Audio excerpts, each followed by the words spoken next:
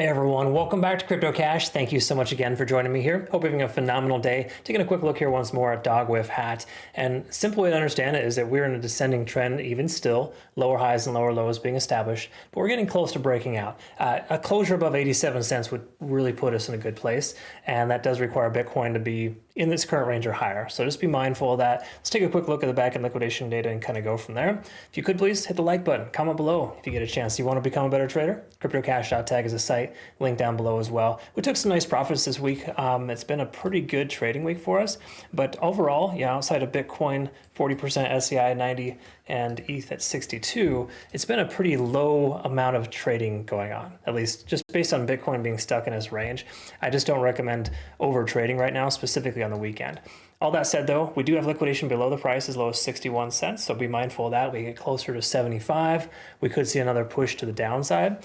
From a macro perspective though, there is more liquidation at 92 cents, and then of course at 61. So we're closer to the upper range. It makes more sense for us to continue higher up. However, keep this in mind, liquidation long delta is not present. In other words, we have more people shorting than taking longs in this coin right now. That does speak to the lower highs and lower lows that we're seeing on the charts. So this isn't a really optimal situation to consider taking a trade. Even if you're a breakout trader, there's not much of a breakout potential just yet. I'll explain more on the charts here. Overall though, open interest within the last 7 days telling us people are adding to their bags at 75 and 78 cents.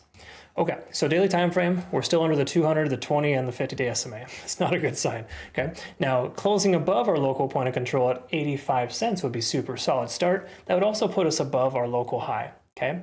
So that's usually a good trend reversal indication, is closing above your local high and or the point of control on the macro. So this, ever since we've been in this range of, just say since May, we've been in the 70 to $1.40 range.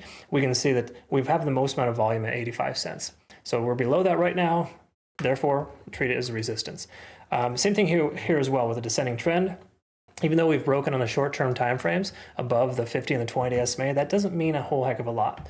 Keep in mind the 4-hour time frame is going to look bullish on most coins right now just because they had a nice little push to the upside recently. But the big picture is still not looking fantastic. However, we're getting there. Okay, so I'm looking more so for a closure above 85 cents.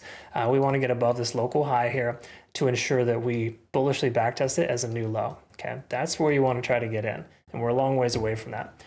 We also need to recognize Bitcoin is just stuck on stupid at 107K. Until it breaks that range, we can expect altcoins to slowly trickle to the upside. Pretty much how it works. All right, nothing super substantial here, but it is what it is. That's the charts. I'm always going to shoot you straight and tell you how it is, not what you want to hear. And if you appreciate that, hit the like button, comment below.